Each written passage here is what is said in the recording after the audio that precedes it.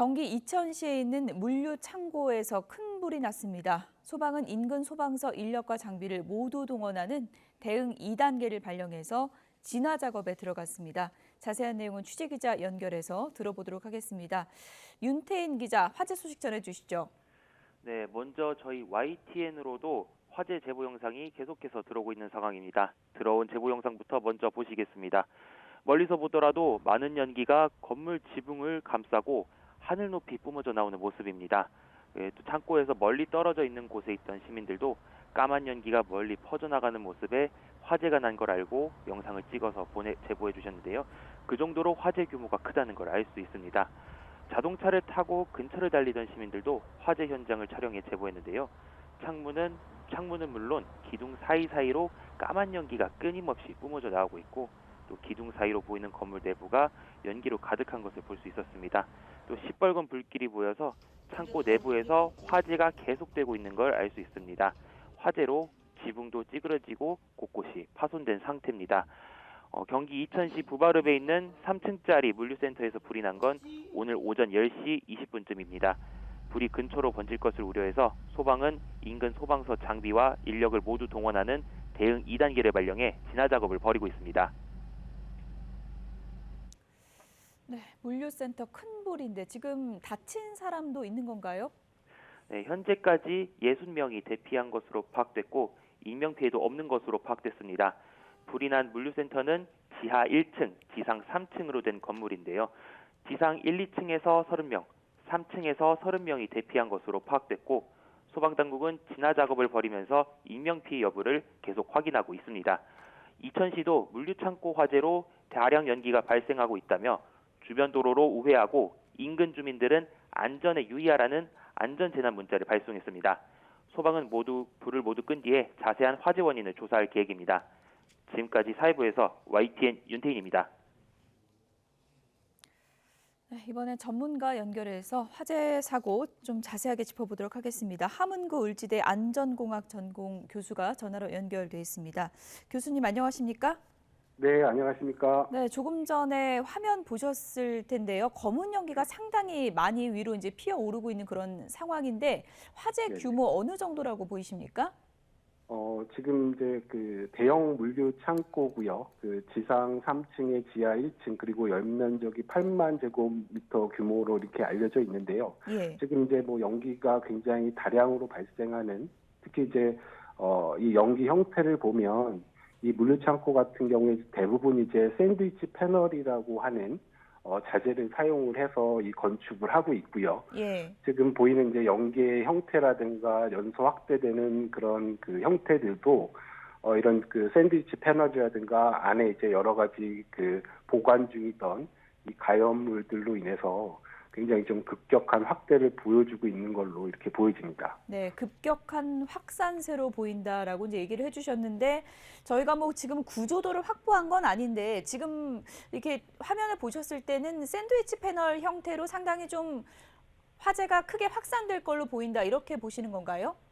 네네, 그렇습니다. 지금 뭐 그 소방대가 지금 제가 이제 뭐 아까 좀 단편적인 뭐 이런 그 화면만 봤지만 예. 일단 이런 그 물류창고 같은 경우에는 말씀드린 대로 이 부재가 열을 받으면 그 굉장히 이제 구조적인 부분을 지탱하기 어렵거든요. 그래서 그렇군요. 만약에 이제 계속해서 이제 연소 확대가 되고 그러면 결국은 이제 그 물류창고가 뭐 붕괴를 한다거나 일부 이제 그 무너져 내리는 이런 현상들도 나타날 수가 있기 때문에 이제 이런 그 전반적인 어떤 여러 가지 붕괴라든가 이런 것도 좀 같이 고려를 하면서 진압이라든가 이런 것들을 좀 할 필요성이 있어 보입니다. 네, 지금 큰 불을 빨리 잡는 게 중요할 텐데 어떻습니까? 지금 보시기에 그 내부 진입이 좀 힘든 상황인 건가요?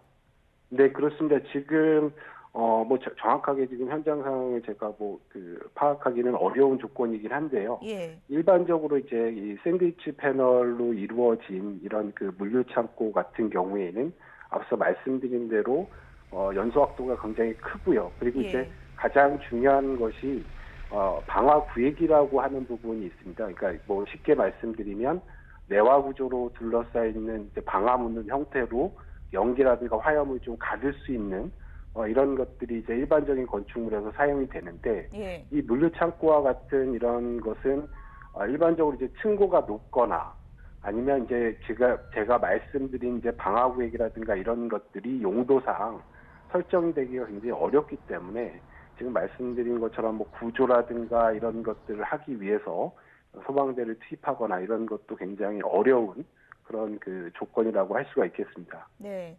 그러니까 화재 진압 매뉴얼상 지금 상황에서는 아마도 진입이 좀 힘들지 않을까 그렇게 보셨는데 불길이 조금 잦아들기 위해서는 지금 그러면 소방이 출동해서 어떤 부분을 할 수 있는 건가요? 지금 이제 결국은 이 여러 가지, 그러니까 이 가연물 소재라고 하는, 그러니까 건물을 지탱하고 있는 여러 구조부가 말씀드린 대로 이제 굉장히 좀 가연물 형태로 되어져 있기 때문에 예. 그래서 화재가 더 이상 뭐 다른 층이라든가 아니면 인접으로 확대돼 나가지 않도록 주변을 좀 이제 냉각시키는 부분에 좀 초점을 맞출 필요가 있을 것 같고요. 실제로 이제 그 해당 건물 안에 만약에 이제 그 구조로 필요한 분들이 부분이 있다라고 한다면, 예. 어떤 그 집중적으로 어떻게 보면 그 피난 동선상으로 좀 여러 가지 그 진압 인력이라든가 장비를 좀 투입을 해서 빨리 좀 어떤 그 교두보를 확보하는 것이 가장 중요한 방법이라고 할 수 있겠습니다. 네. 물류센터가 뭐 구조적인 취약점이 있기 때문에 이제 화재가 나면은 대형 피해로 이어지는 경우가 종종 있었는데 아무래도 그 적재된 지금 물품이 어떤 건지는 확인이 안 되는데 그 물품이 뭐냐에 따라서도 또 화재의 그 규모가 크게 달라질 수 있겠죠.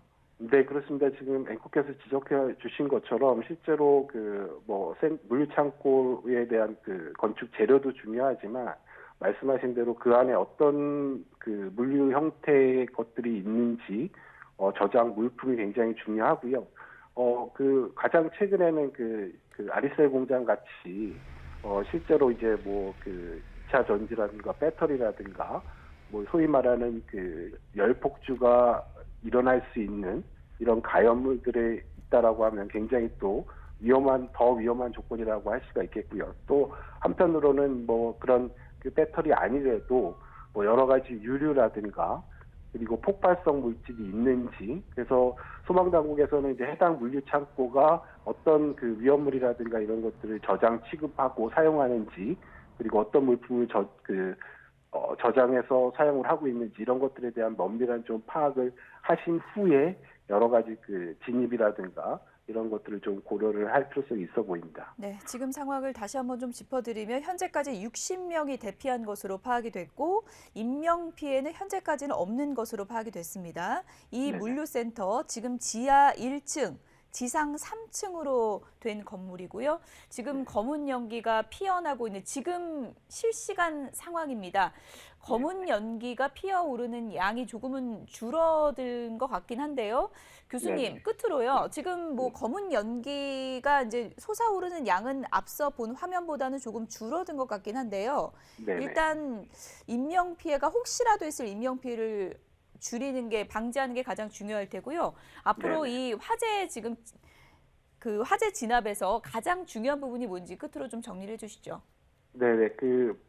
말씀하신 것처럼 이제 뭐 많은 분들이 일단은 다행스럽게 이제 대피를 하신 걸로 이렇게 알려져 있고요. 예. 그렇지만 이제 혹시 또 요구조차가 있는 상황이라고 한다면 어쨌든 이제 신속하게 화재를 진압을 해야 될 텐데요.